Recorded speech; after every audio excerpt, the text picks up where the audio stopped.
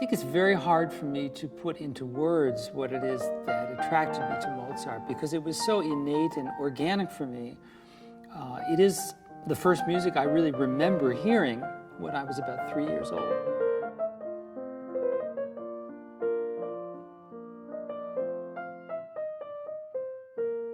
My mother, who was very concerned that my brother and I receive a good cultural education, because she had grown up poor, my father had grown up poor, and we lived in less than stellar surroundings, shall we say.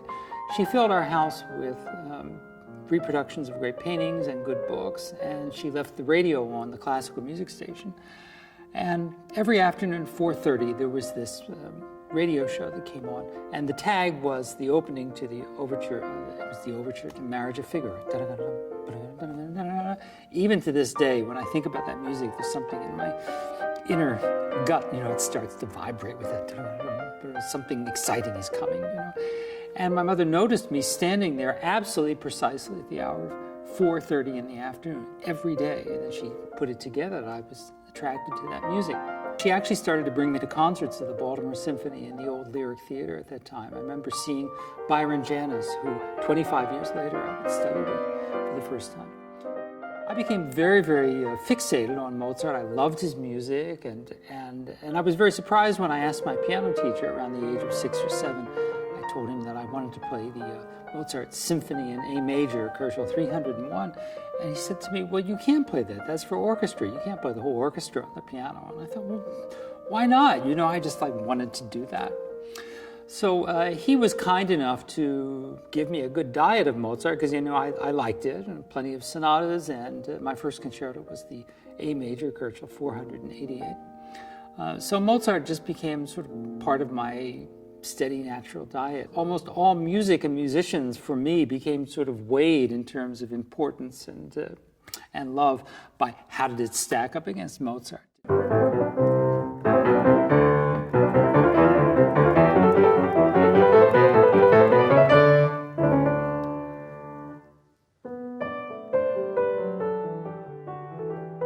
When I think of simplicity in Mozart, I guess in terms of explaining it to people who are not musicians, I try to think of analogies.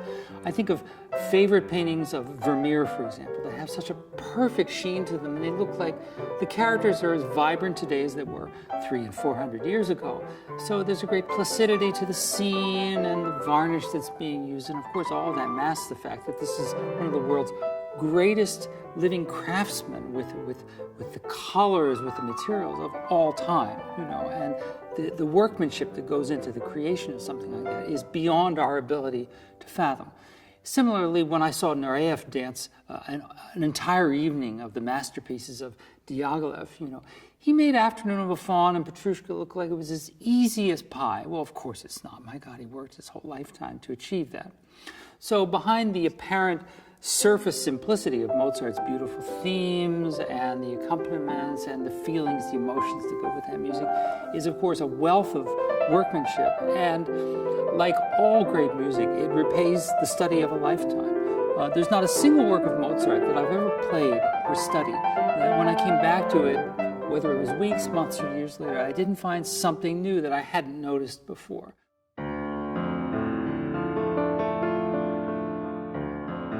I think that the D minor Fantasy is kind of an ideal piece to give to a talented young student as an introduction to Mozart. And it was one of the first works of Mozart that I played. I was, I think, 7 or 8 years old when I was assigned that piece.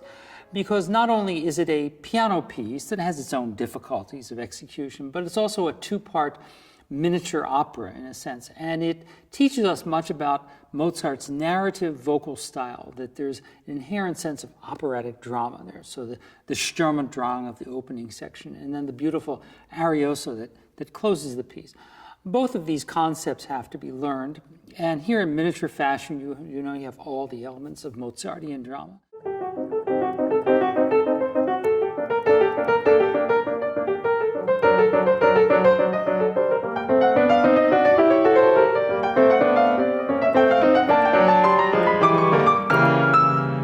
The Sonata in F major, Koszul 332, is of course one of Mozart's greatest masterpieces for solo keyboard.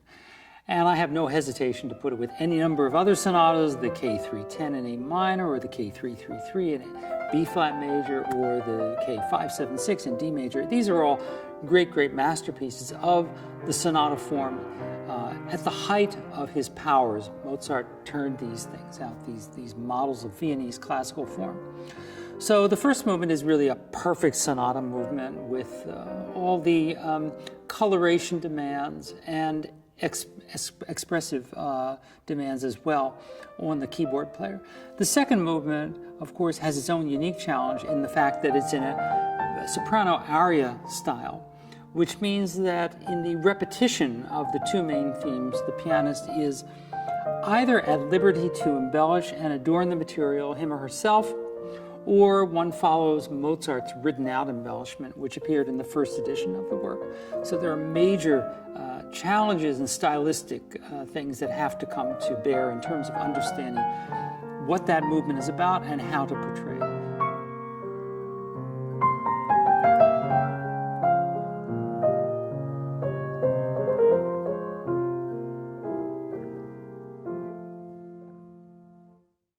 And of course, the last movement is one of Mozart's most virtuoso romps, which demands a lot of technical preparation, exercises, various ways of preparing that material before you even attempt to play it in the tempo that really makes it sound its most fun.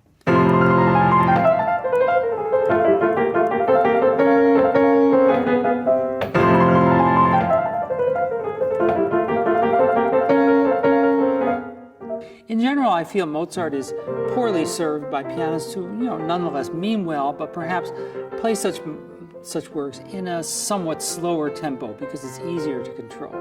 And we often feel that, Mozart shouldn't be played too fast. I've been told that by conductors as well. I would say not at all, and in fact, the very model of Mozart's virtuosity can be heard in the pianist Dino Lipati's execution of the last movement of the Kochel 467 concerto.